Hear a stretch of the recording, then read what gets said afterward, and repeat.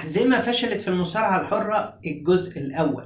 أولا الحزام الأوروبي من سنة 1997 لحد 2002، مع ان الحزام كان المفروض ان هو يبقى المصارعين الاوروبيين فقط في WWE، الا ان اغلب المصارعين اللي فازوا بالحزام هم امريكان اصلا، فبالتالي الحزام فقد مصداقيته تماما. حزام اللايت هيفي ويت من سنة 1997 لسنة 2001 جه خفيف وماشي خفيف. الحزام المفروض ان هو لفئة المصارعين الطائرين، الا ان في مصارعين هيفي ويت خدوا الحزام فبرضه فقد مصداقيته. الحزام الثالث حزام الكروزر ويت القديم من سنة 1991 لحد 2007. الاتحاد ظلم الحزام ده لانه المفروض كان يدي الحزام حقه ويبقى له قصص قوية، لكن الحزام ما خدش حقه تماما، وكل المصارعين اللي خدوه ما خدوش فرص حقيقية باستثناء ري ميستيريو، لدرجة ان هو اصلا حزام للرجال وكسبته مصارعة سيدة جاكلين، واخر مصارع كسبه القسم هورنسواجل. فانت